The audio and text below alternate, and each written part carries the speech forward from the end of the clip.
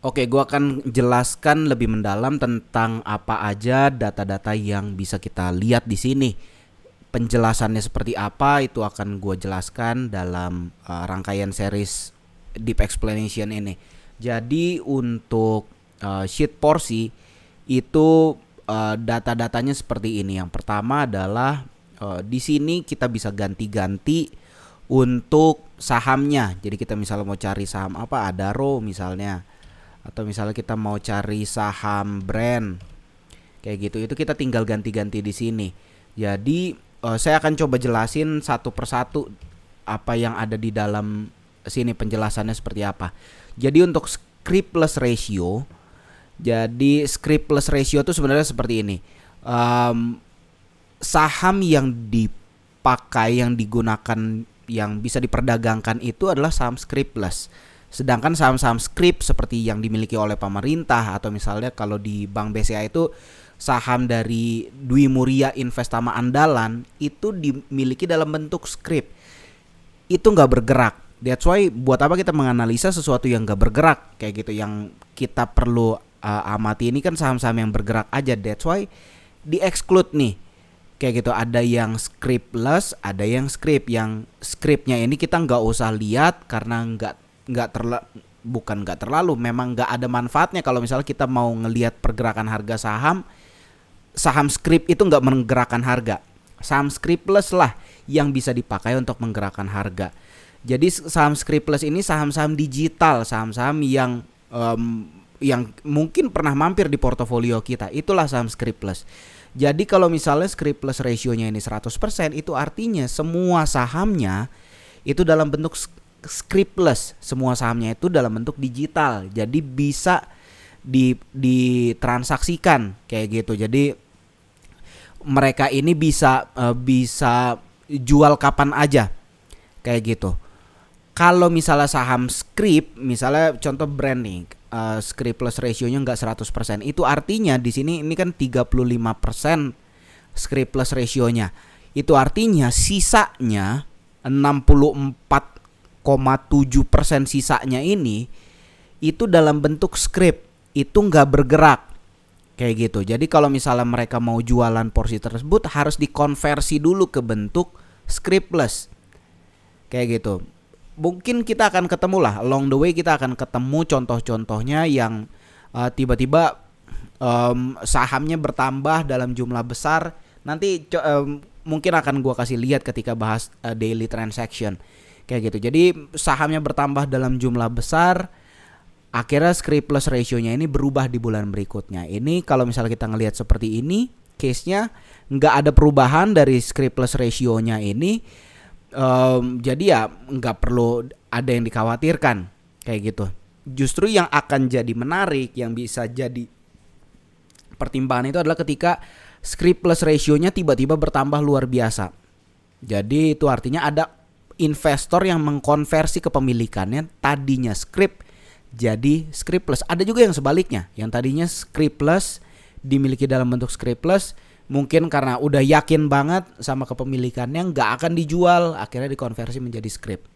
Ada aja yang seperti itu kayak gitu. Tapi intinya kalau misalnya kita melihat bahwa ada jumlah script plusnya yang bertambah signifikan, gua nggak bilang langsung akan ada penjualan, tapi setidaknya saham tersebut sudah mungkin untuk dijual kayak gitu. Itu untuk script plus ratio. Lalu untuk big player di sini, ini porsinya dan ini change-nya. Jadi kalau misalnya kita ngelihat 0 seperti ini, ya ada kemungkinan memang big player-nya nggak bergerak, nggak aktif lah kayak gitu. Kalau misalnya saham kayak Bayan Resources, ini kan bapak ini cukup sering melakukan transaksi. Ini nggak tahu juga nih apa yang menyebabkan seperti ini, cuman mungkin ini nanti perlu diperhatikan juga kayak gitu. Jadi untuk Bayan Resources itu big playernya sering bergerak. Mungkin di sini suatu waktu dia akan bergerak ada 0,1 atau 0,2 kayak gitu, itu bisa bergerak big playernya. Jadi intinya kalau ada perubahan big player akan muncul juga di sini. Kayak gitu. Lalu untuk retail investor ini porsinya dan ini change-nya, perubahan dari bulan terakhir dari bulan terakhir yang datanya possibly yang datanya bisa kita akses, itu akan muncul di sini, dan change ini perubahan dari bulan sebelumnya kayak gitu. Lalu ini ada daftar pemegang saham. Ini nggak diurutkan berdasarkan pemegang saham terbesar. Intinya adalah ini daftar pemegang sahamnya, ini berapa banyak lot yang mereka punya, dan ini porsinya, ini perubahannya kalau misalnya tiba-tiba terjadi perubahan kayak gitu. Sampai sini dulu. Habis itu kita geser ke indikator. Kita geser ke sini. Misalnya saham Adaro.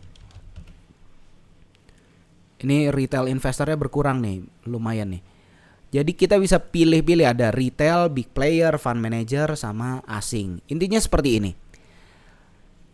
Retail tambah big player tambah fund manager itu sama dengan 100%. Kenapa tambah asing enggak? Kenapa enggak sekaligus tambah asing jadi 100%? Ya sederhananya seperti ini. Big player tuh bisa asing bisa lokal. Fund manager bisa asing bisa lokal. Retail doang yang pure lokal individual. Kayak gitu. Jadi intinya retail ditambah big player ditambah fund manager itu totalnya 100%. Asing itu adalah ya investor-investor yang KTP-nya asing. Itu kita bisa pilih-pilih nih di sini, misalnya yang big playernya seperti apa, kayak gitu loh pergerakannya. Ini periodenya, kita bisa tentuin periodenya. Misalnya dari akhir tahun 2023 sampai dengan akhir tahun 2024. Transisinya seperti apa, transisi big playernya, atau misalnya kita mau lihat transisi investor asingnya, kita mau lihat nih korelasi dari investor asingnya. Ini ada dua aksis. Yang pertama itu adalah yang di sebelah kiri ini adalah porsi dari siapa yang kita pilih nih, investor asing misalnya di sini. Jadi ini porsi investor asingnya. Ini bukan dalam bentuk lot seperti versi sebelumnya. Ini langsung dalam porsinya. Jadi supaya lebih jelas. Ini kalau misalnya berdasarkan lot ya oke, besar lotnya, cuman berapa banyak itu dibanding total sahamnya. Nggak terlalu banyak membantu. That's why saya bikin dalam bentuk persen. Kayak gitu. Jadi ini kita bisa ngelihat investor asingnya bertambah seberapa banyak dalam periode yang kita tentukan ini. Data ini tuh data per bulan. Cara kita update-nya itu nanti kita monthly update. Jadi monthly update ini karena datanya cukup banyak, ketika kita tekan ini, update-nya mungkin akan memakan waktu cukup lama. Jadi misalnya 1-2 menit, kita tungguin aja tergantung internet kita. Jadi ketika lagi jalan, sebaiknya jangan di otak-atik dulu. Mungkin kita bisa browsing dulu, jadi nggak mengganggu proses downloading data-datanya lah. Dan data monthly update ini itu cuma diupdate sekali aja kok sebulan. Jadi nggak perlu sering-sering nih kita tekan tombol monthly update ini. Kayak gitu. Jadi monthly update itu yang setiap bulan diupdate. Yang per bulan diupdate-nya itu untuk mengupdate data-data porsi investor ini. Karena ini datanya sebenarnya ada di bursa dan di KSEI, itu datanya ada. Jadi ini saya compile datanya supaya teman-teman bisa langsung lihat perubahannya itu, nggak perlu buka-buka sumber yang lain atau nggak perlu ngolah-ngolah datanya sendiri lagi. Ini datanya udah tersedia. Kayak gitu. Jadi monthly update ini aja yang lama update-nya, sedangkan porsi investor ini datanya itu per hari. Jadi kita bisa ngelihat datanya itu terupdate di sini. Nah, sekarang kan tanggal 20, kenapa ini baru update-nya sampai tanggal 14? Itu sebenarnya udah dijelaskan di video installer dan tutorial penggunaan. Jadi intinya data ini tuh data di mana transaksi ini diasumsikan dilakukan di pasar reguler. Jadi ini mundur beberapa hari market lah. Sederhananya seperti itu. Ini dimundurin beberapa hari market dengan asumsi data terakhir ini ketika mereka dilakukan di pasar reguler, ketika transaksinya diasumsikan dilakukan di pasar reguler, itu jatuh di tanggal ini, di tanggal 14 Januari ini. kayak gitu. Jadi ini bisa kita lihat datanya. Mungkin kalau misalnya teman-teman berpikir kayaknya membingungkan, kayaknya lebih baik dipakai tanggal kapan terakhir di update-nya. Oke ya, mungkin ini bisa saya adjust di versi berikutnya, tapi untuk daily transaction lebih baik menurut saya sih.